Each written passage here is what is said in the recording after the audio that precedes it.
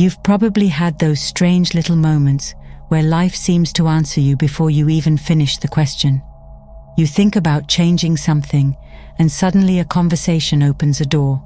You quietly decide you're done with an old version of yourself, and within days, the people around you start acting differently.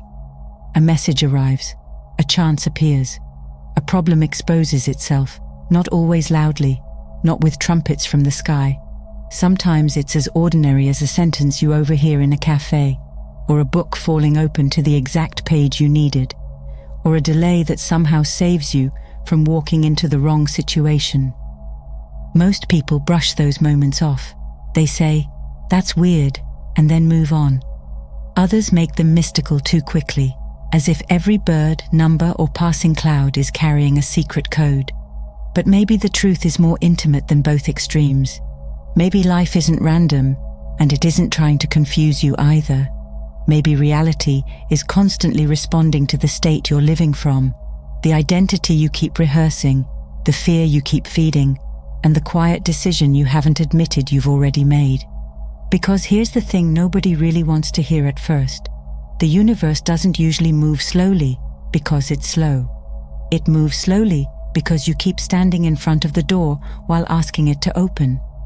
You ask for a new life, but you keep gripping the beliefs that built the old one. You ask for signs, then argue with every sign that doesn't flatter your comfort zone. You ask for flow, but you keep trying to control the river with your bare hands.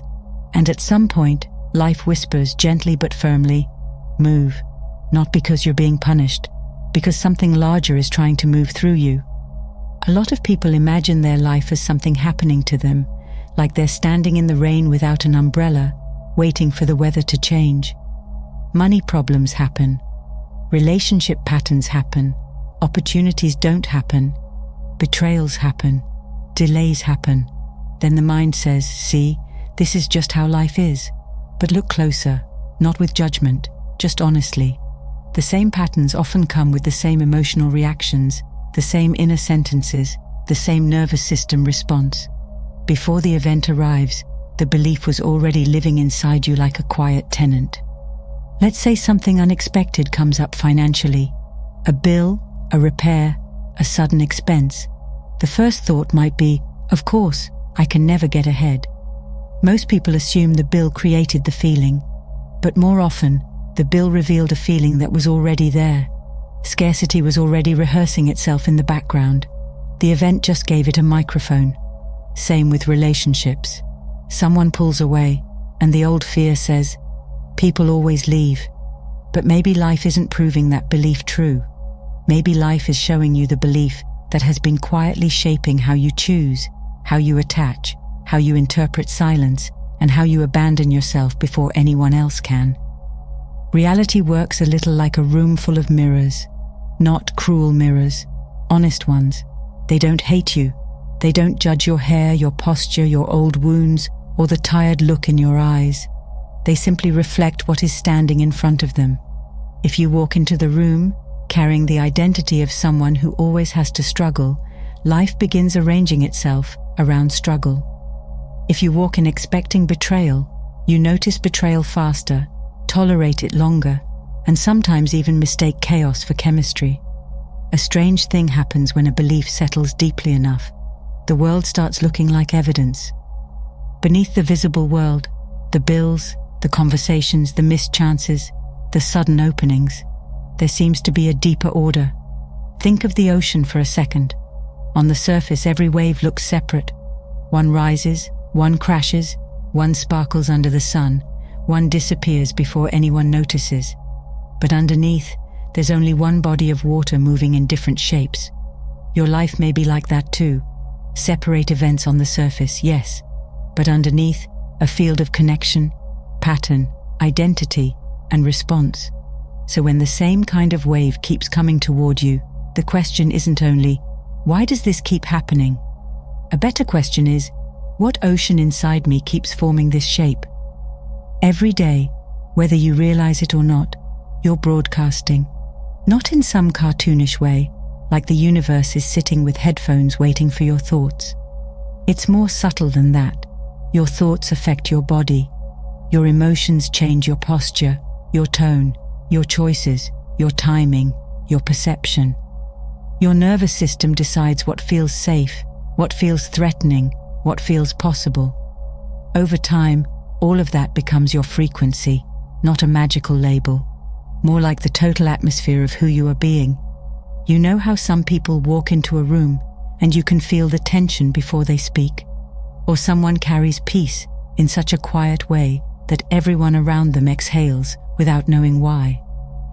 That's not fantasy. Human beings are constantly communicating beneath words. A stressed person doesn't just think stress. They scan for danger, speak from defense, make decisions from pressure, and often attract or select situations that match the inner pressure. A grounded person doesn't just think positive. They move differently. They pause before reacting. They don't chase every closed door like it owes them something. Life has more room to arrange itself around them because they aren't strangling every moment with fear. Here's where getting out of the way becomes important. Getting out of the way doesn't mean becoming passive. It doesn't mean sitting around, doing nothing, pretending that rent, health, relationships or responsibilities don't matter. No. Getting out of the way means removing the interference. It means noticing when your old identity grabs the steering wheel and starts driving toward the same painful destination.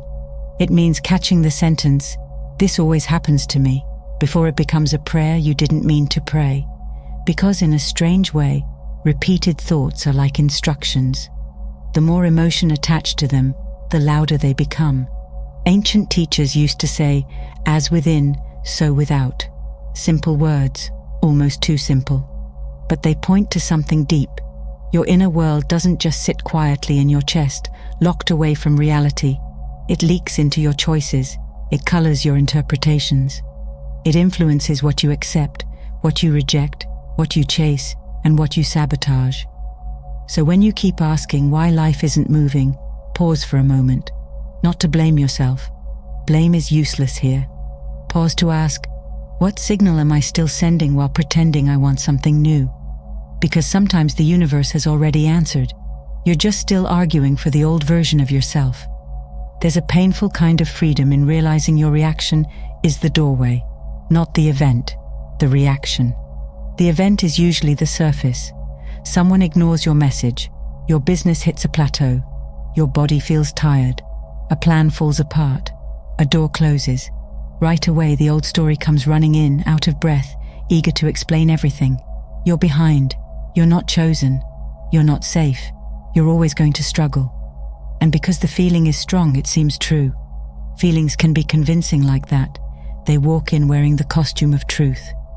But a reaction is often just an old belief, asking to be believed again. Once you understand that, life becomes less like a battlefield and more like a classroom. Not a boring classroom with fluorescent lights and someone tapping a pencil. More like one of those old temples where every wall has a symbol, and every symbol is trying to teach you how to see. The problem in front of you becomes a message. The repeating pattern becomes a map. The emotional trigger becomes a lantern.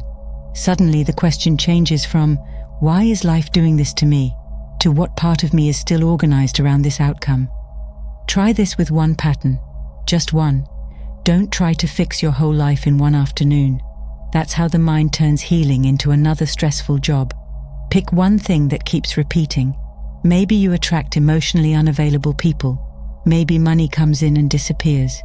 Maybe you start strong, then sabotage yourself right before things get good. Maybe peace feels boring, so you keep confusing intensity with purpose. Look at the pattern and ask gently, what would I have to believe for this to make perfect sense? Not what should you believe, not what sounds spiritual. What belief would explain the pattern? The answer may sting a little. I have to earn love. Money doesn't stay with me. If I succeed, people will judge me. Calm means something bad is about to happen. I'm safer when I don't fully try. There it is, not the whole truth of who you are, but a program that has been running in the background. Once you see it, don't rush to cover it with a pretty affirmation. Make a decision, a clean one. I don't have to chase love to be chosen. Money can stay and grow with me.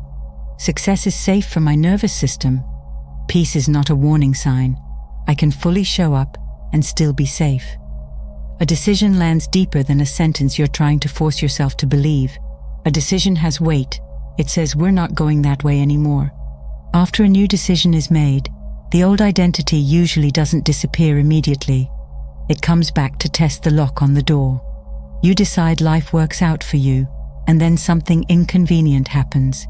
You decide love can be safe, and suddenly someone's silence pokes the old wound. You decide abundance is possible, and then an unexpected expense appears like it's trying to embarrass your faith. At first that can feel discouraging, but really the old pattern is just looking for your signature. It wants to know if you'll renew the contract. Here's where most people accidentally slow the universe down. They make a new decision, then the first old emotion comes up, and they panic. See? Nothing changed. But change doesn't always begin as different circumstances. Often, it begins as a different response to the same circumstance.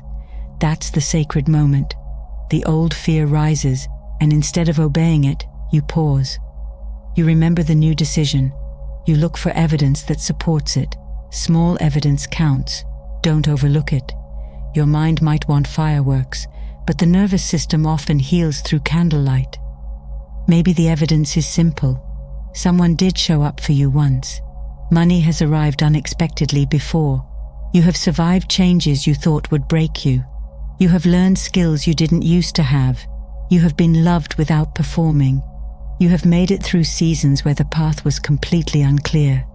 Gather that evidence like stones in your pocket, not to deny reality, but to remind your brain there is another reality available. Every time the old belief appears and you choose the new decision, you weaken one pathway and strengthen another. Little by little, the inner road changes. Then life begins to move differently, not always in a dramatic movie scene way. Sometimes the first sign is internal. You don't react as fast. You don't explain yourself as much. You don't chase the same people. You don't spiral over the same problem for 3 days. Then the outer world starts catching up. Conversations shift. Opportunities appear through unexpected people. Your timing improves. Certain doors close without crushing you, because you can feel they weren't really doors. They were loops. And as the loops break, energy returns. Flow returns. The universe seems faster, but maybe it was always moving. You were just no longer blocking the current.